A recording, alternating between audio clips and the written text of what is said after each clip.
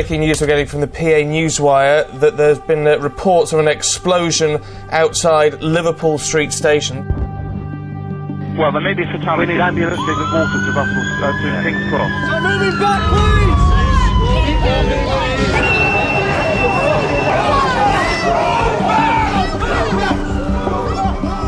Most Londoners actually are not going to be afraid by this. I think they're going to continue their daily business. We consider the attack last week on British soil an attack on the civilized world. And what we are confronting here is an evil ideology. It is not a clash of civilizations. All civilized people, Muslim or other, feel revulsion at it.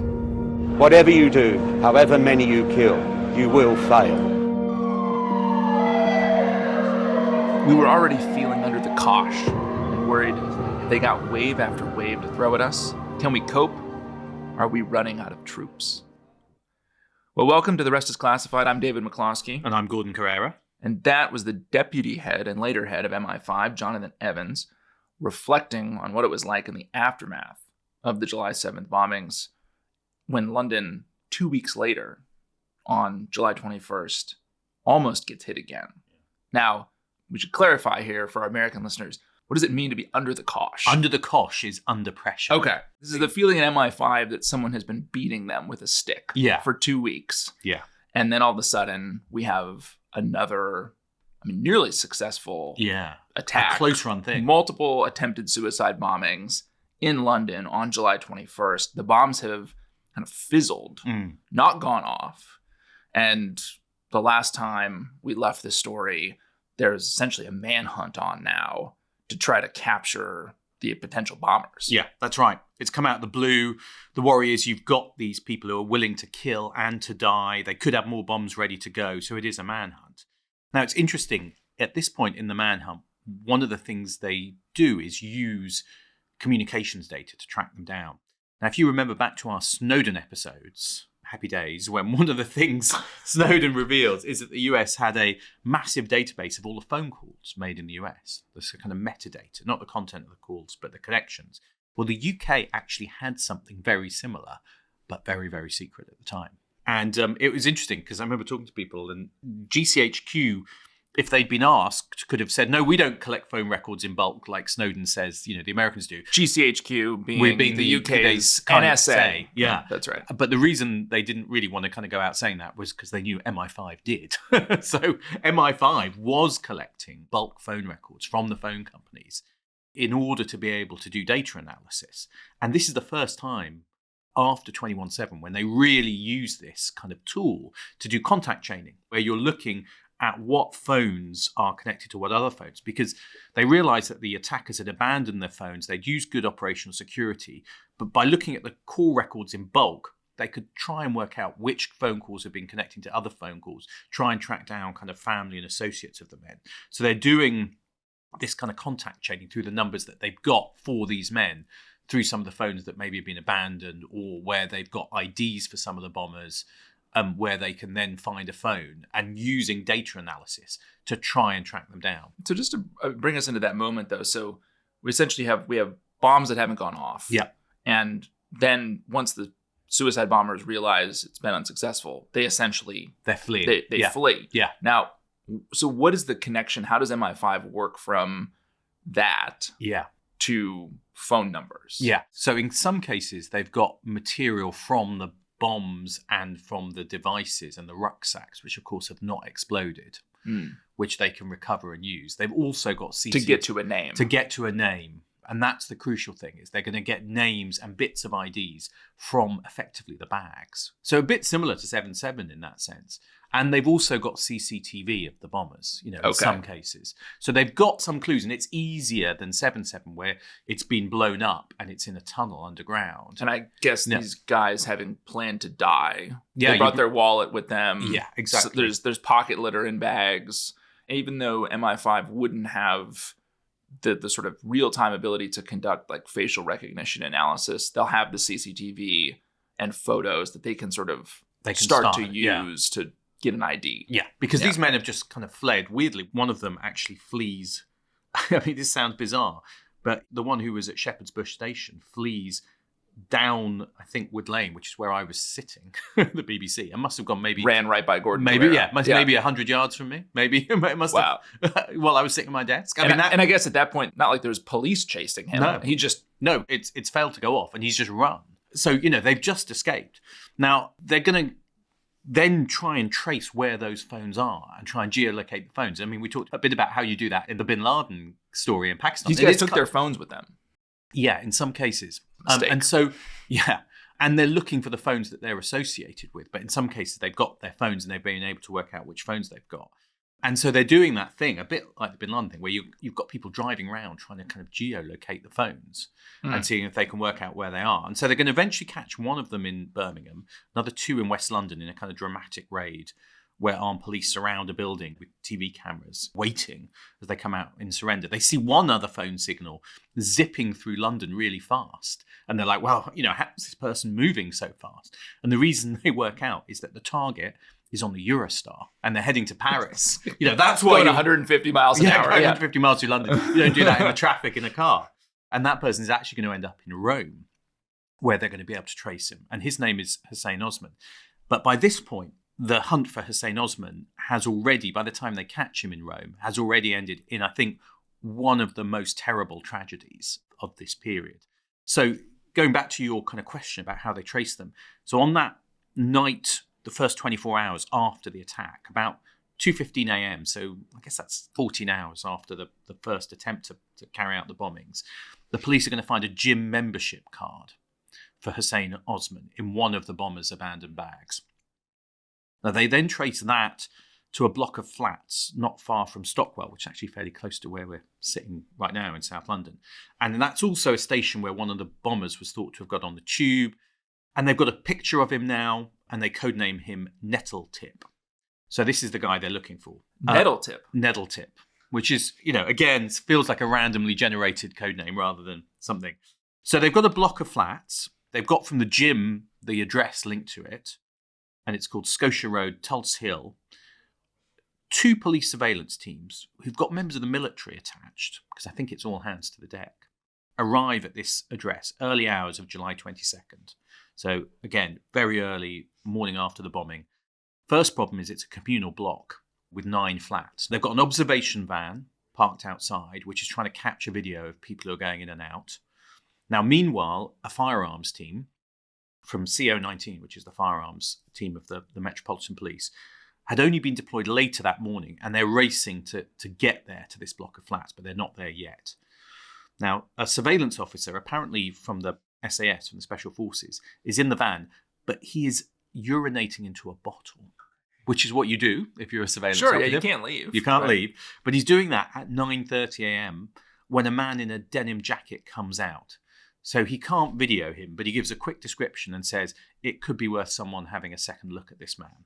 And they've got this picture of Nettletip, Hussein Osman, and they're looking for him. Now, other surveillance follow the man as he gets onto a bus, and they're trying to get a good look at him. No one officially confirms it was the man in the picture. One surveillance officer says there's a resemblance between the picture they've been given and the man, a good likeness. Others say they can't confirm it, though. Now, then the man gets off the bus at Brixton tube station. He makes a phone call as he does, and then gets back on the bus. Now, again, someone who's watching him says there's a likeness, and they also say he's kind of twitchy or nervous. Now, could he be looking for surveillance? But of course, the real... Not particularly hard evidence at that point, No. right? And there's no, again, this is 2005, so it's not like there's an algorithm that they're using to sort of... To confirm it. Confirm it. Yeah, you've Facial got officers recognition. getting glimpses of him through surveillance. And the general view seems to be he looks a bit like him. And he's done this weird thing of getting on and off the bus at Brixton tube station. Now, some people kind of at the time think, well, is that suspicious? But actually the reason is Brixton tube station has been shut. So there's an absolutely plausible reason for it. Meanwhile, there's lots of confusion at the control centre at Scotland Yard, which is at room 1600, 16th floor of Scotland Yard. It's run by a woman called Cressida Dick, who's in charge that morning. She later becomes the commissioner of the Met, so the head of the whole Metropolitan Police. There's about 20 or 30 people in the room. There's screens on the wall. There's officers with headphones in touch with the surveillance officers, and they're reporting what they're seeing through kind of tiny covert microphones they've got hidden in their clothing called Cougar radios. But there's quite a lot of confusion. There's a lot of different messages, a lot of different things going on. somehow some people seem to become more certain that the person that they're following is Nettletip, even though there's not been a positive identification. Why are they becoming more certain? That's what's not clear. And there's definitely different levels of confidence within the team. And meantime, the firearms team are now still racing to kind of catch up with what's going on. But they're not there yet. And they're just hearing that someone's being followed, that he might be twitchy, things like that. Now, at the control room, there's also an order to stop the suspect.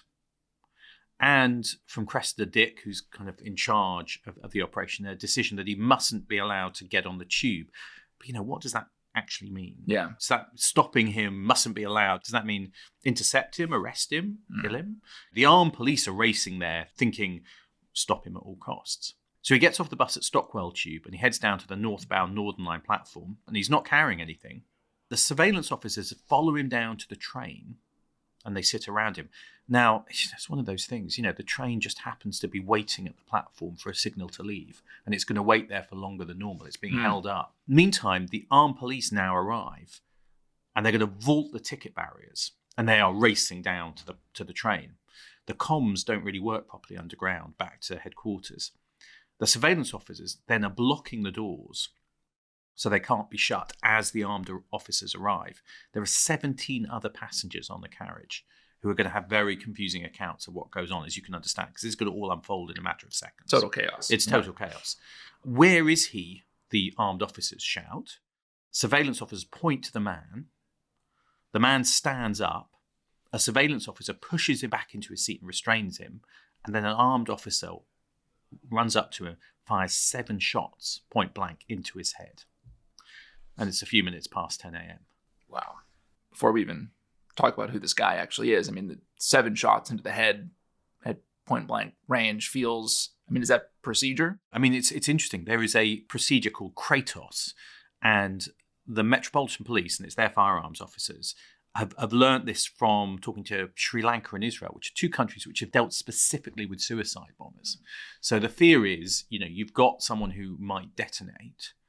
So if you think that's the case, and they could have their finger on the trigger or be able to reach for a trigger to a bomb, you basically have to shut their nervous system down. Exactly. So you go for the brainstem. So they haven't got time to actually press a button or do anything. And people have been trained and there is a procedure, but it's not actually clear that Kratos has been authorized. No one has given the decision, this is Kratos. And there is actually inside the Met a procedure to authorize that. Yeah. Okay.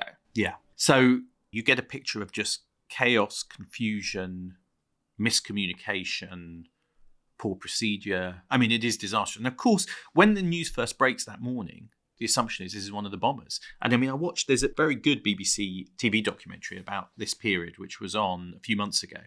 And I was taken a bit aback by watching it, because at this point in the story, they play a clip of me, a younger version of me on the lunchtime news, I think. Or a 22-year-old Gordon Carrera, not a Shaka Gray. And the words I say are that the police are insisting that the shooting was directly linked to the attempted bombing the day before. Now, on one level, it's true, because I am reporting, and it's a good lesson for journalists, which is always report your sources, because I'm not saying it was directly linked. I'm saying the police are insisting it was directly linked, which is what they were saying that morning. So I'm reporting accurately what I'm told. And, the police at that point are saying this was linked. And of course, in the broader sense, it is linked because, it's part of the pursuit. But they think it's linked. But there's going to be some, I would describe them as dodgy briefings at that point. For instance, the claim that the man had been seen jumping the barriers. But that was actually the police who were vaulting the barriers. He picks up a copy of a free newspaper, taps his card to get in, and walks down perfectly calmly. And yet the briefings are going to be like, someone was seen running and jumping. Also that there was an Asian man with a rucksack. Actually, that's one of the surveillance officers. So there's a lot of information coming out. Are they sourcing that from just random passerby who then say, someone jumped the barriers, and so that gets brought into the briefing as the suspect? Yeah, so in some cases, this is eyewitness accounts, which are wrongly confusing surveillance officers or armed officers with the man. There is one particularly bad moment, though, where there's a previously scheduled news conference that they're doing that afternoon to show CCTV from the bombing the previous day. And they go ahead with it. And the Met Police Commissioner says, I understand the man was challenged and refused to obey. Now, that is not true. Which is not true. Which is not true. So, I mean, again, he's, saying what he thought was true, but that's absolutely not true. So, I mean, it's pretty disastrous. And of course, it becomes really clear after they've shot him. You're going to check the documents on him. It's absolutely clear, almost instantly, actually, after that 10 a.m. shooting, that the man they've shot dead isn't one of the bombers. It's only the next morning it's confirmed he is an innocent Brazilian electrician called João Charles de Menezes. It is still, I think, one of the most shocking things that happened, because it is basically an execution of an innocent man. I just think you put yourself back into that moment and you think this guy's just getting on a bus. He's just getting on the... He's getting on the bus, getting on the tube, trying to go to work, and suddenly police, shouting, "It's him," pointing to him, and then someone comes up. He doesn't even resist. He doesn't even resist. He just kind of gets up because someone's saying, "It's him," and the next thing you know, someone comes and fires 7 shots into your head. I mean, it's just like, wow. It's totally shocking. I mean, I guess, Gordon, one very obvious, tragedy and aftermath of this is the shooting of the Brazilian electrician, João Charles de Menezes, by the police. I mean, I'd imagine there's a whole set of inquiries for that. I mean, where did that end up? And I mean, there was independent police complaints commission inquiries into it. There was quite a lot of controversy about it and about some of the evidence and whether the evidence had been collected properly at the time, and eventually a kind of set of inquests and compensation. So it is going to be something which kind of really haunts particularly the Metropolitan Police for years, the mistakes that have been made that day and in that operation. Yeah. Let's take a break, and when we come back, we'll see who the actual bombers were and their link to the 7/7 attacks. See you after the break.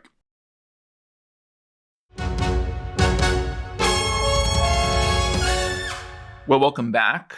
We are now, I guess, Gordon, finally going to figure out who in the world these bombers actually were, who attempted to conduct multiple suicide bombings 2 weeks after 7/7 on July 21st, 2005. That's right.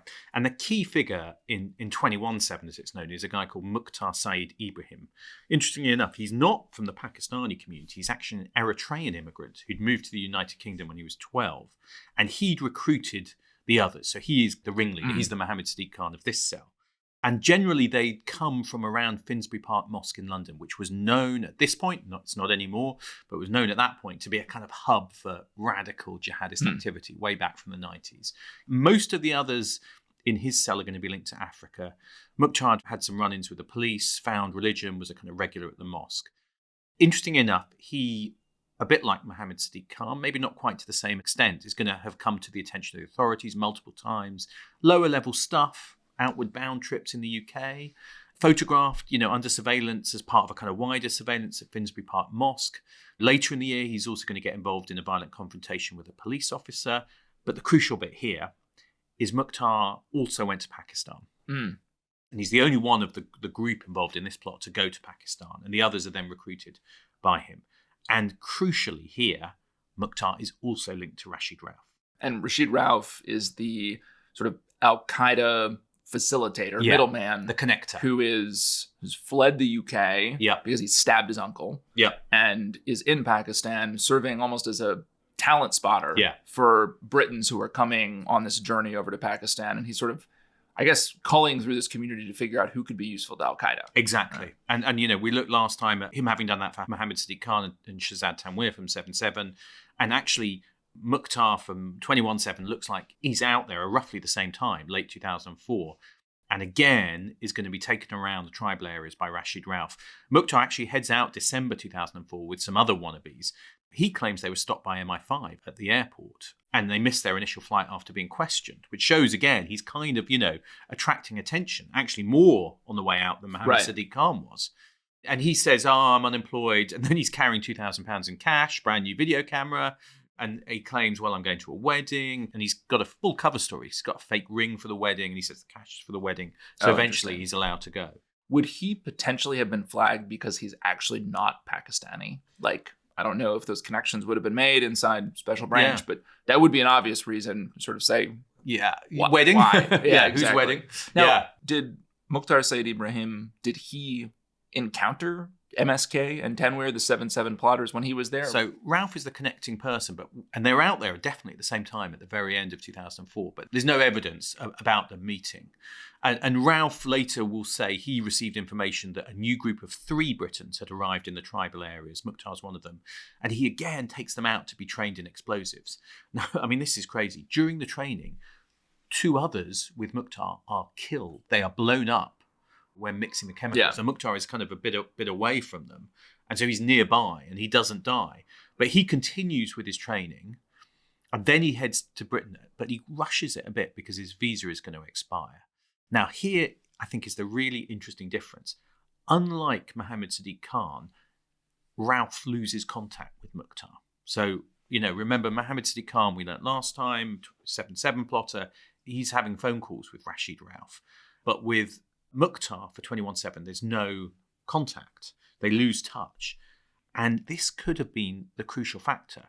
Because remember, the 21/7 bombs don't go off properly. Yeah. And Rauf has been giving the 7/7 plotters advice on how to make the bombs and get them to work properly. And he's not able to do that with the 21/7 plotters. Yeah. So that could be the reason why those bombs don't go off when 7/7 did. The jihad doesn't always attract the best and brightest, does it? And I think this guy's a good example of it. What would explain the lack of contact, though? It was just Mukhtar is just incompetent. Maybe he's nervous Maybe he's nervous about it. Not entirely clear. So, I guess that takes us close to the end as we kind of look back on this story. I mean, Rashid Rauf... He's still out there. He's still out there. Yeah. And I mean, Rashid Rauf is a really interesting figure. He's not done. He actually wants to plan something even bigger than not just 7/7, but even bigger than 9/11.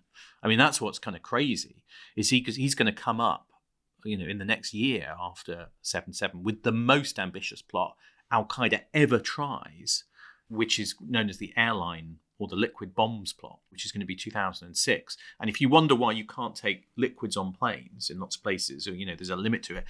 It's Rashid Rauf. It's Rashid Rauf is the reason, because he's behind this plot, which is to use liquid explosives in drink bottles to blow up 7 transatlantic flights midair with teams coming out of the UK. So again, it would have been like 9/11, but coming from the UK. Wow. One thing about him, so in the sort of MI5 wash-up of 7/7 and 21/7, was Rauf identified pretty quickly thereafter as the sort of linchpin? So he wasn't in a lot of the reporting at the time. I wonder inside at MI5 how long it took them to work out he's a key figure. They definitely work it out by the following year, because 2006 is this airline bomb plot. We might look at that as a separate story, because it's a really interesting story, and they know he is the key to that. And he actually... it's wild, because he gets arrested by the Pakistanis as the plot is being wound up, but then later will escape, and then at one point will be droned and killed. Okay. So that's the kind of fate of He Rashid escaped Rauf. from Pakistani custody. In a very odd situation, which is, the frenemy. Yeah, I think he goes to the bathroom and, he's allowed by the people holding him to go to the bathroom, and then he just does a runner. Because I would have thought that once, like, Mukhtar and his cell, the ones who failed to attack on 21/7, I would think that Rashid Rauf's name would have come up in those debriefings. Yeah. And that there would have been a connection, because I would think what MI5 is going to try to work out right after this is, well, who taught you how to do this? And what actually happened in Pakistan? And who did you meet with? And there's you're trying to get all that information. So it's surprising to me that it took a while. Yeah, to I guess maybe people aren't talking, Rauf, and it's going to take a while. I think it's possibly takes months to do that. Going back to one of the questions I think you raised at the very start, and which has been one of the kind of questions hanging over this, is, was there an intelligence failure? Yeah. Could it have been spotted? I think that is one of the questions people ask. I actually think Rashid Rauf is a good way of looking at that, because I think if you'd wanted to stop it and understand it and see both plots coming, the answer would have been to go upstream. If you'd had penetration of al-Qaeda at that level in the camps, if you'd had a spy in the camps, or you'd been in Rashid Rauf's comms or people around him to be able to see what he's doing and what they're planning, then you'd be able to kind of track back and see the plots kind of coming at you, rather than trying to look for the traces and find the people who are here. It's kind of interesting to me, because that question of, like, how could you have stopped it? In this case, I think to me, part of the answer is if you'd been upstream, then you would have been able to see this coming and stop it. And I think later they get better at that. But at this point, clearly there isn't the coverage there. That's a very hard intelligence target, right? Yeah. It's a small radicalized group that has effective sanctuary in this period in the tribal areas of Pakistan. So getting upstream and frankly, from at least the glimpse we've got of Rashid Rauf in this story, he's practicing reasonable ComSec, right? Communication security. So he's not on a phone, right? Yeah. I mean, there's an understanding at this point in Al-Qaeda that he doesn't have a mobile phone that he's using in the tribal areas that would really allow you to have targeted him from a SIGINT or otherwise perspective. Yeah. So pretty challenging to get upstream. I guess the downstream part that I'm left wondering about is, I guess if you've got some guys, going back now to the second episode of this series where we talked about this crevice counterterrorism operation in the UK and the fact that you had, MSK and Tanweer, two of the 7/7 bombers, in a car doing this kind of dodgy car meeting with a guy who is plotting an attack in the UK. Do you invest more in trying to run down who those guys are? And in retrospect, it's easy to say that. Yeah. It's also a question of resourcing. Yeah. But I think what I'm left wondering is was there a reason just by virtue of them having that meeting to sort of elevate them in priority? That is kind of maybe the missed moment. Yeah, I think it is interesting because, of course, when this comes out that MI5 had known and they come across the radar, it becomes a big deal. And MI5, understandably are quite defensive about it and will say, we had a lot of potential targets. We could only put under surveillance, those who we know are attack planning. I think it goes back to that question about what about the people who are on the journey towards attack planning, which is where Mohammed Sadiq Khan was. I think it's definitely true that at that point, even if they'd put them under surveillance after that meeting in the car, they wouldn't have found attack planning because it only happens when they come back from Pakistan. Right. So you'd have needed occasional surveillance on all the people you'd seen in Crevice, dipping back into them and coming back into them the following year to see them that now they're plotting and, of course, to find it. Now, you could say they should do that, but I do think you'd have needed a bigger MI5. I don't think there's a kind of simple miss here. It is a much more question about resources, prioritization, having a kind of structure to go back and look at people, which I think they're going to do more after this in order to kind of spot plots as they're emerging. We'll do the 9/11 plot in a future series, I'm sure.